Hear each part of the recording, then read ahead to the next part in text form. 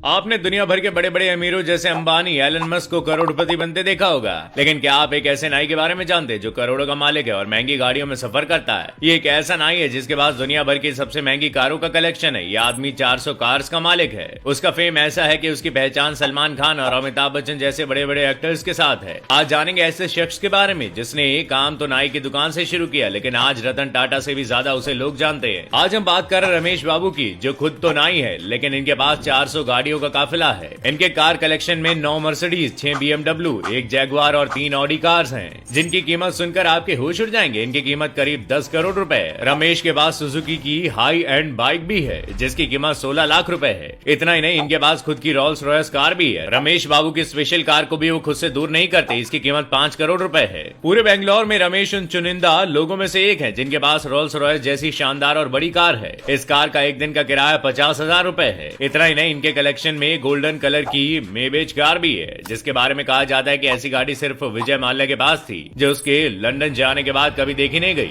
आप जानकर दंग रह जाएंगे कि इस नाई के पास 90 से ज्यादा पर्सनल ड्राइवर हैं। है ना हैरान करने वाली बात। लेकिन सवाल तो ये खड़ा होता है कि उनके पास इतनी सारी महंगी कारें कैसे आई। आपको बता दें कि रमेश बाबू ने तमाम कठिनाइयों के बाद अपनी पढ़ाई छूटने नहीं दी। उन्होंने दिन रात एक करके अपनी पढ़ाई पूरी की, लेकिन 12वीं में उनकी माली हालत बहुत खराब हो गई थी और वो इसलिए एग्जाम पास नहीं कर पाए। जिसके बाद उन्होंने इंडस्ट्रियल ट्रेनिंग इंस्टीट्यूट में इलेक्ट्रॉनिक में डिप्लोमा किया, लेकिन बात नहीं बन पाई और पढ़ाई के बाद वो अपने पिता की नाई की दुकान पर वापस आकर काम करने लग गए। अब वो फिर से नाई का काम करने लगे थे, लेकिन इस काम से उन्हें खुशी नहीं मिल रही थी, इसलिए उन्होंने अपनी किस्मत बदलने का फैसला किया। साल 1994 में उन्होंने अपना नया बिजनेस शुरू करने के लिए एक वैन खरीदी। लेकिन समय हमेशा एक जैसा नहीं होता। समय बार बार इनके इम्तिहान लेता रहा था। उनके पास पैसे की इतनी कमी हो गई कि वो 3 महीने तक अपनी वैन की किश्त नहीं भर पा रहे थे। ऐसे में इनके एक जानने वाले इनके घर पर रमेश की माताजी का काम किया करते थे। उन्होंने इन्हें सुझाव दिया कि उन्हें अपनी वैन किराए पर दे देनी चाहिए, और ये इनकी जिंदगी का एक ऐसा फैसला था जिसने सब कुछ बदल कर रख दिया। फिर आया साल 2004, जिसमें उन्होंने अपनी company Ramesh tour and travels की शुरुआत की। ये पूरी तरह से उन्हीं का समय था। उनकी किस्मत चमक गई और लगातार उनके क्लाइंट भी बढ़ना शुरू हो गए। लोगों ने रमेश बाबू से गाड़ियां किराए पर लेना शुरू कर दिया। अब हर दिन उनके पास गाड़ियां बढ़ती जा रही थी। अब इनके क्लाइंट लिस्ट में अमिताभ बच्चन से लेकर शाहरुख खान तक आ गए। रमेश ने अपनी मेहनत से इस बात को प्रूव कर दिखाया कि जिंदगी में मेहनत की जाए तो क्या कुछ नहीं किया जा सकता।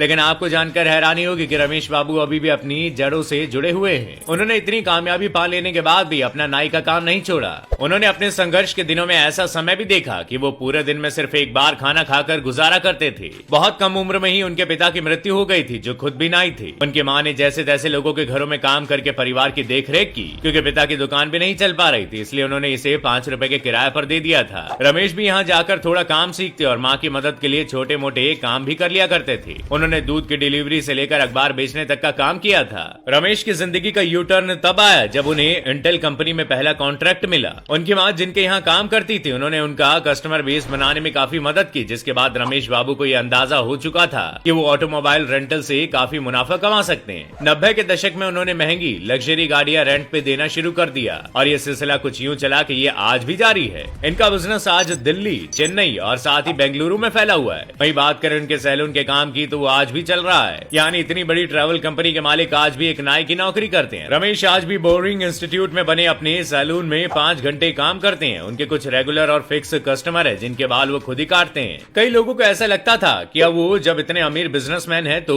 बाल काटने का अच्छा खासा चार्ज करते होंगे, लेकिन हैरान करने वाली बात है कि वो सिर्फ एक हेयर कट का 75 रुपए चार्ज करते हैं। साथ ही आज के समय में अगर उनके कलेक्शन से कोई आम सी गाड़ी भी किराए पर जाती है तो उसका एक दिन का किराया 50,000 रुपए तक होता है। अपनी मेहनत से इस मुकाम पर पहुंचे रमेश का कहना है कि सैलून में काम करना उनका मेन बिजनेस है। सब कुछ चला जाएगा, लेकिन उनके हाथ का ये हुनर कहीं नहीं जाने वाला।